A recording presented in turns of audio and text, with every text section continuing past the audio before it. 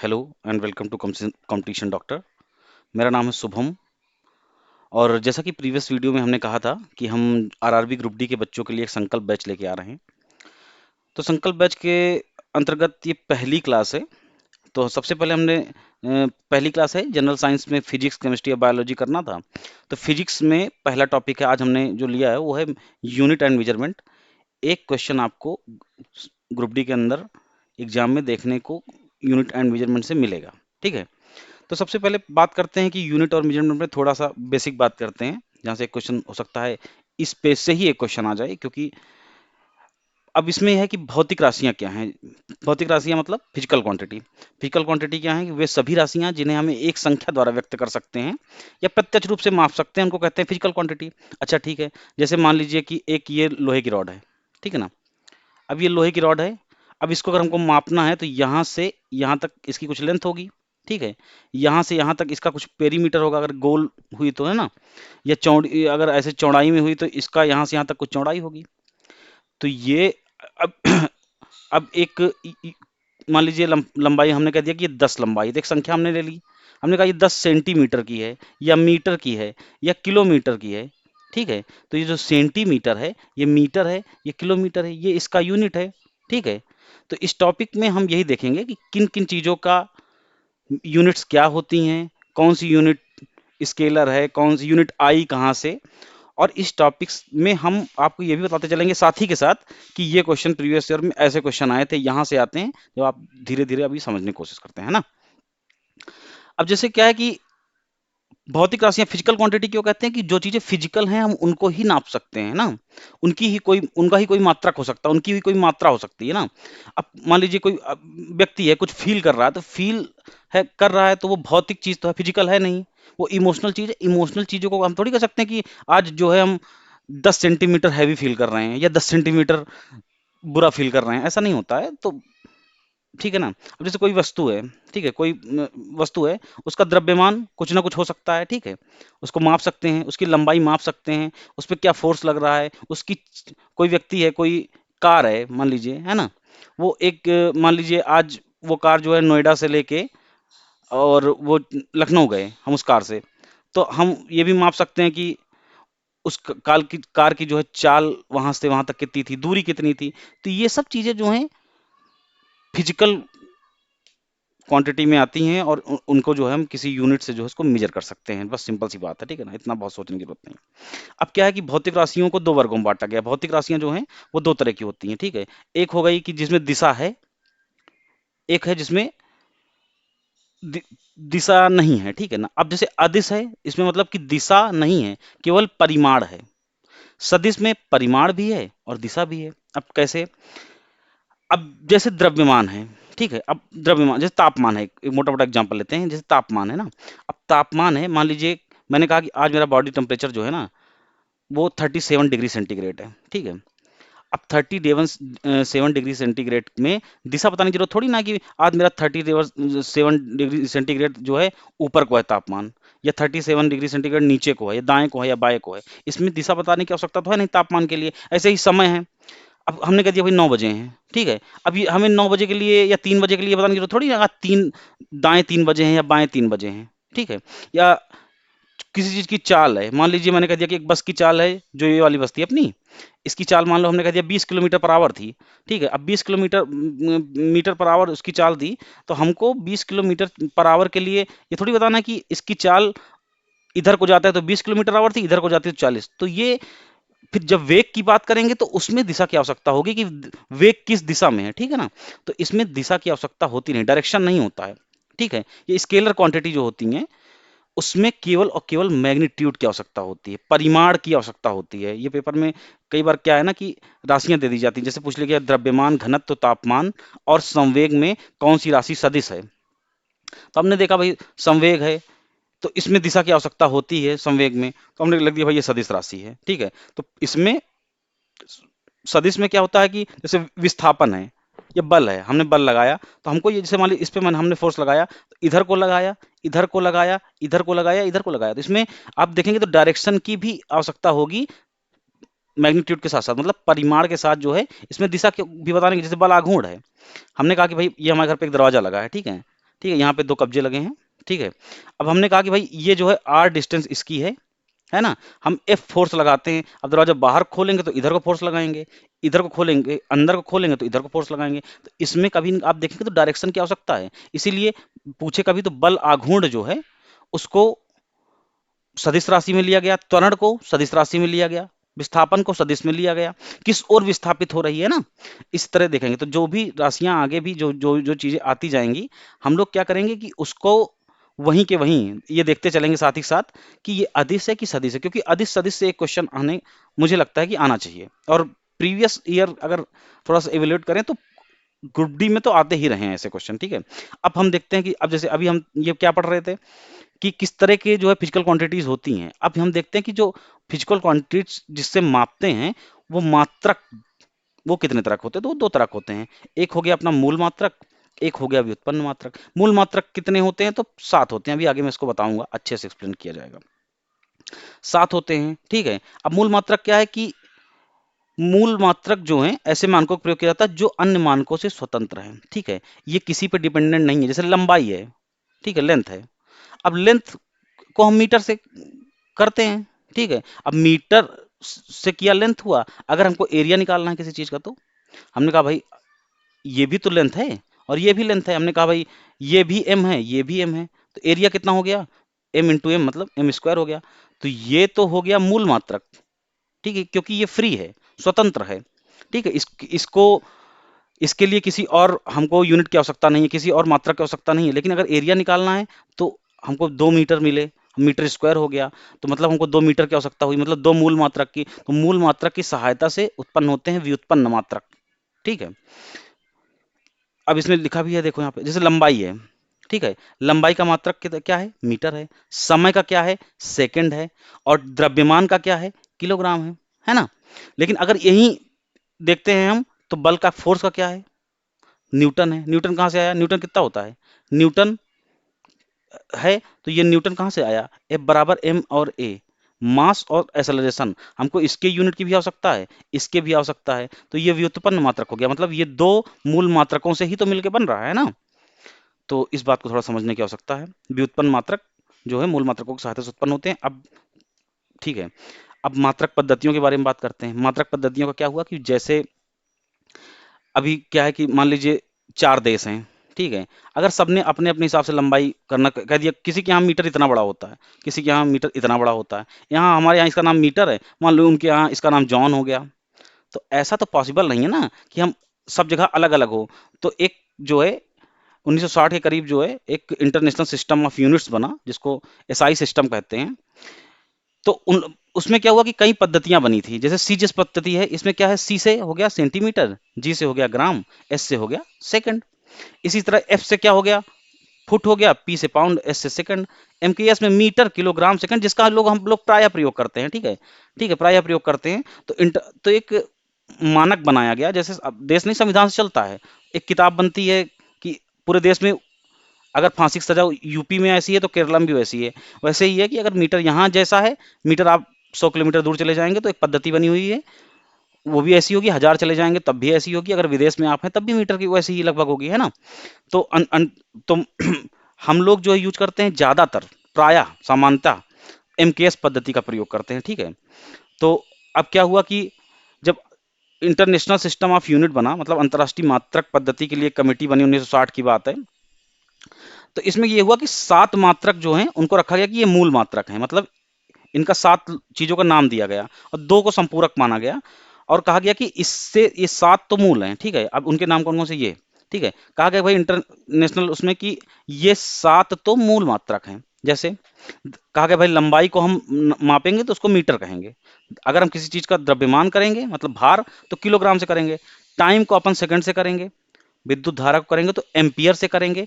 ताप को करेंगे तो केल्विन से करेंगे। ज्योति तीव्रता को करेंगे तो कैंडेला से करेंगे। और पदार्थ की मात्रा को करेंगे तो मोल से करेंगे। अभी आरआरबी ग्रुप डी में ही पूछा गया क्वेश्चन है कि निम्नलिखित में से कौन सा मात्रक जो है वो मूल मात्रक नहीं है। उसमें जैसे लंबाई दे दिया, द्रव्यमान दे दिया, ताप दे दिया और एक कोई व्युत्पन्न मात्रक दे दिया। ठीक है ना, एरिया दे दिया। तो तुमको एरिया पर लगा के आगे बढ़ जाना है। ये चीजें और ये बात याद रख लो, ये 7 याद होने चाहिए कि जो 7 फंडामेंटल यूनिट हैं जो मूल मात्रक 7 हैं इंटरनेशनल स्टैंडर्ड के।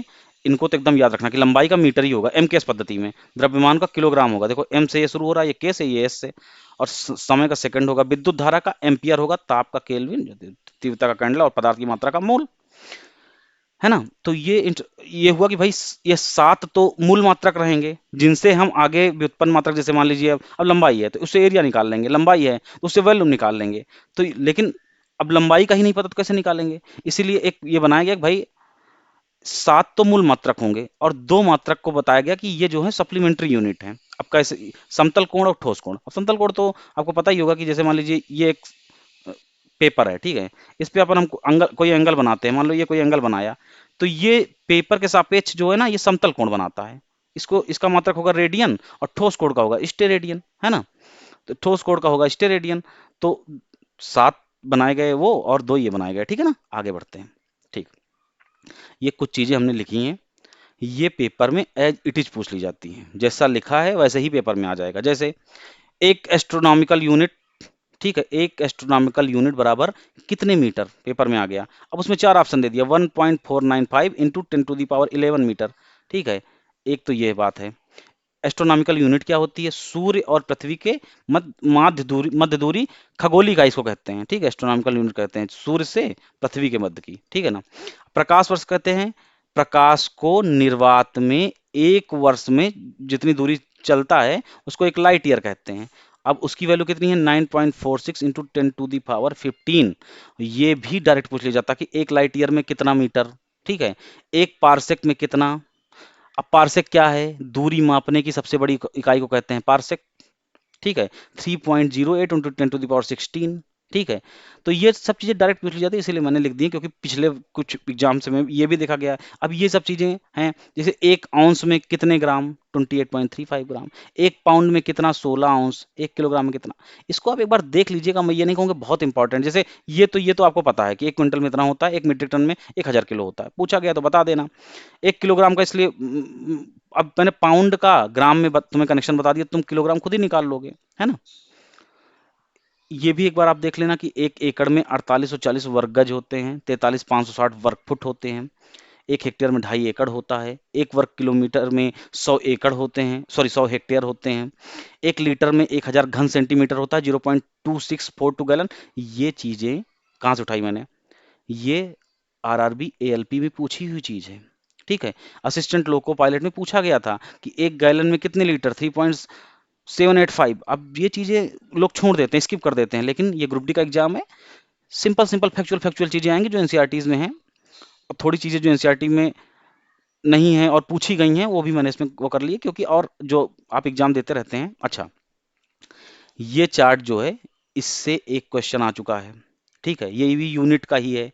अब जैसे एक एग्जांपल रखते हैं ना, हमने कहा कि 1 सेंटीमीटर, 1 मीटर बराबर कितने सेंटीमीटर, हमने कहा भाई 100 सेंटीमीटर। 1 मीटर में 100 सेंटीमीटर होते हैं, ठीक है, होते हैं। 1 किलो मीटर में कितने मीटर होते हैं, 1 किलोमीटर में, सॉरी, ठीक है। अब यहाँ करते हैं, 1 किलोमीटर में होते हैं 1000 मीटर। अब कहाँ से पता चला हमको, ये तो हमको ऐसे पता है इसलिए हमको पता नहीं चलता। 1 किलोमीटर में 1000 मीटर है। ऐसे ही 1 हेक्टोमीटर में कोई पूछ ले कितने मीटर है, तो हम कहते हैं भाई 100 मीटर है, ठीक है। 1 डेकामीटर में कितने मीटर हैं, तो 1 डेकामीटर में केवल 10 सेंटीमीटर है, ठीक है। एक डेकामीटर में कितने मीटर, तो 10 मीटर। 1 हेक्टोमीटर में कितने मीटर, तो 100 मीटर। 1 किलोमीटर में कितने मीटर, तो 1000 मीटर। 1 मेगामीटर में तो 10⁶मीटर। 1 गीगामीटर में तो 10⁹मीटर। 1 टेरामीटर में 10⁻12 मीटर, ठीक है। अब ऐसे ही किलोग्राम में आते हैं। 1 किलोग्राम में कितने ग्राम, तो 1000 ग्राम। 1 हेक्टोग्राम में कितने ग्राम, तो 100 ग्राम। 1 डेका ग्राम में कितने ग्राम, तो 10 ग्राम, ठीक है।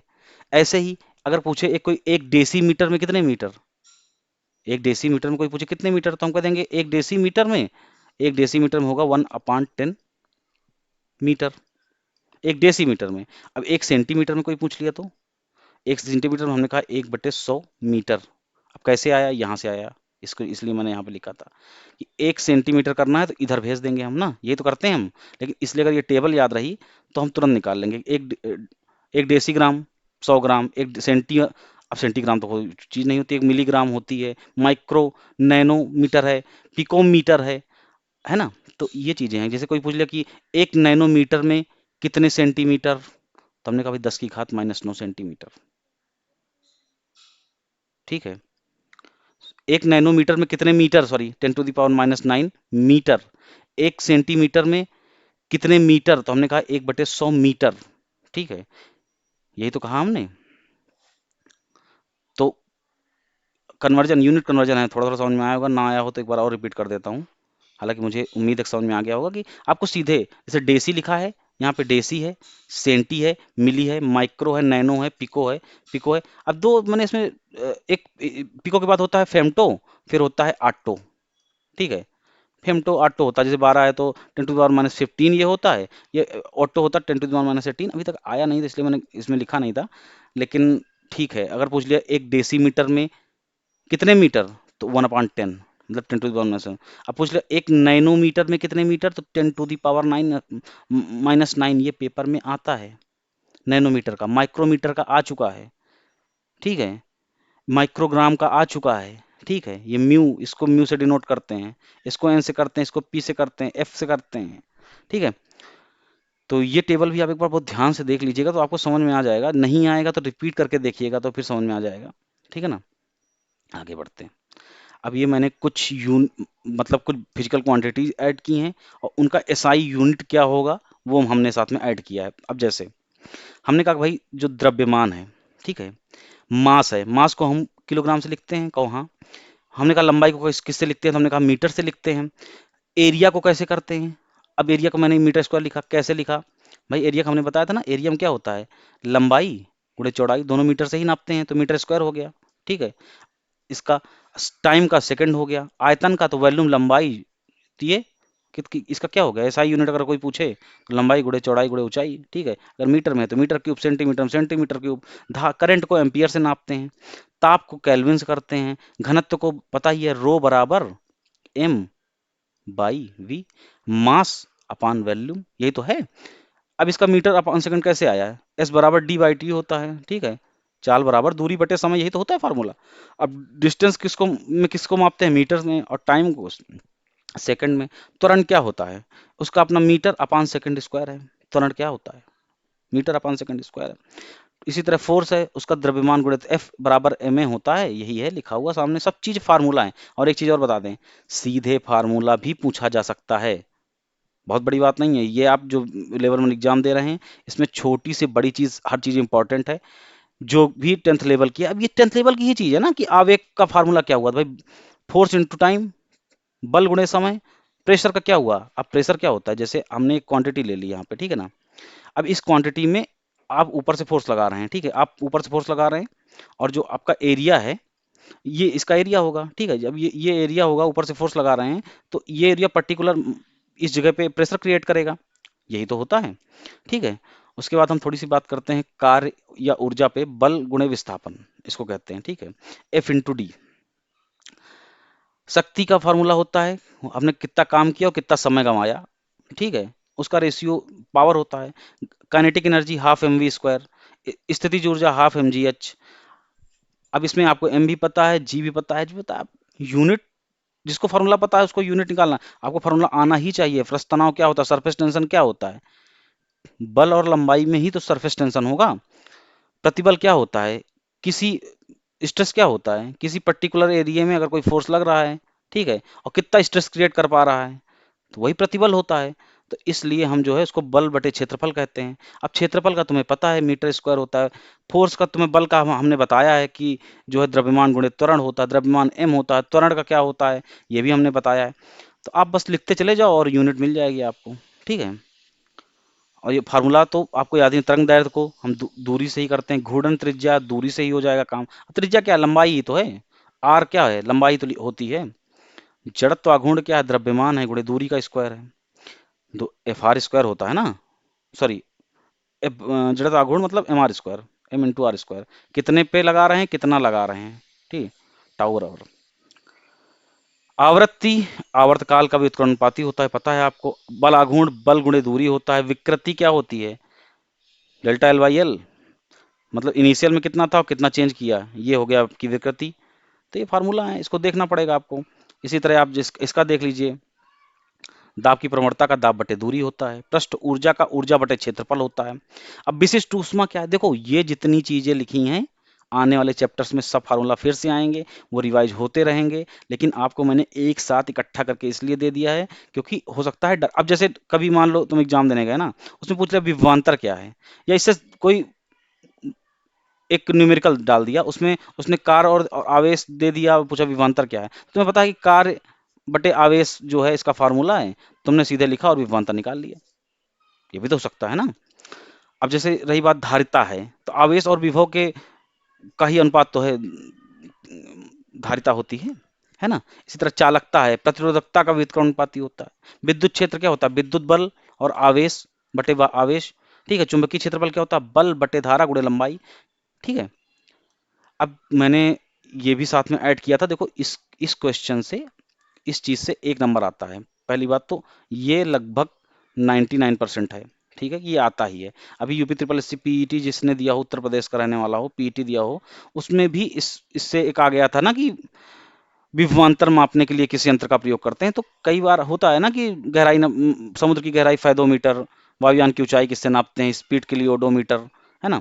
तो इससे क्वेश्चन आता है, मैंने ऐड किया है, आप इसको देखिए। और जो कल की क्लास होगी उसमें पहले हम इसी को फिनिश करेंगे, क्योंकि आज थोड़ा लंबा हो रहा है क्लास, है ना। तो हमने इसमें जो समझा वो ये समझा कि भाई सदिश राशियां क्या हैं, अदिश क्या हैं, ये दो चीजें हमने पढ़ी, ठीक है। ये जहां जहां यूनिट्स मिलती जाएंगी हम आपको बताते चलेंगे कि भाई अगर बल आ गया तो हम बता देंगे भाई ये सदिश है कि अदिश है। जैसे बल, अभी तुम बता दो कि भाई बल का तुम बताया था ना कि बल में दिशा होती है, तो ठीक है बल सदिश है। ऐसे ही कोई चीज आती है कि जिसमें दिशा नहीं होती तो हम बता देंगे वहीं पे कि भाई ये स्केलर क्वांटिटी है, वेक्टर क्वांटिटी है, मतलब ये सदिश है कि अदिश है, ये हम बताते चलेंगे आपको वहीं के वहीं। इसलिए जितना भी फिजिक्स में हम जब तक जुड़े रहेंगे फर्स्ट से लास्ट, और मैंने इकट्ठा भी जितनी चीजें आपको एक फार्मूला के लिए दिया था जहां भी दिया था, तो देखो सदिश और अदिश तो पूछा जाएगा, जितने मैंने एग्जाम्पल दिए हैं अगर उसको भी आप ढंग से देख के जाएंगे तो उन्हीं में से कोई आ जाएगा सदिश अदिश में अगर आना होगा तो, ठीक है। उसके बाद हमने एसआई यूनिट वाला पढ़ा है कि 7 यूनिट होते हैं, ठीक है। मूल मात्रक 7 होते हैं, दो जो है संपूरक मात्रक होते हैं, रेडियन स्टेर रेडियन वाला, और उसके बाद इससे उत्पन्न जो होते हैं वो व्युत्पन्न मात्रक होते हैं। कौन कौन से उत्पन्न हो सकते हैं फार्मूला दे दिया है, आप थोड़ी सी कोशिश करिएगा तो आप उसको और सारे फार्मूला कर लीजिएगा, है ना। एमकेएस पद्धति क्या होती है ये बता दिया आपको, एफपीएस क्या होती है ये बता दिया आपको, सीजीएस क्या होती है ये बता दिया आपको। तो लगभग ये चैप्टर छोटा ही है, इसमें एक क्वेश्चन जो मैंने अभी लास्ट में चीजें ये दो चैप्टर छोड़े, इनको मैं चाहता हूँ कि एक 15-20 मिनट की वीडियो लाके आपको अच्छे से करा जाए, क्योंकि मुझे उम्मीद है कि इसमें से एक क्वेश्चन आएगा। जैसे हो सकता है यही पूछ ले कि ध्वनि की तीव्रता नापने के लिए तो हम कहते हैं भाई फोनोमीटर है, पॉलीग्राफ झूठ का पता लगाने के लिए ये क्वेश्चन आ जाते हैं, ठीक है, क्योंकि रेलवे फैक्चुअल पे ज्यादा काम करता है। और एक रिक्वेस्ट आपसे और है कि इस चैनल को सब्सक्राइब करिए, ठीक है, क्योंकि एकदम नया अभी हम लोग ऑनलाइन दुनिया में पहला कदम है हमारा, तो आप इसको सब्सक्राइब करिए, लाइक तो करना ही करना है आपको, ठीक है।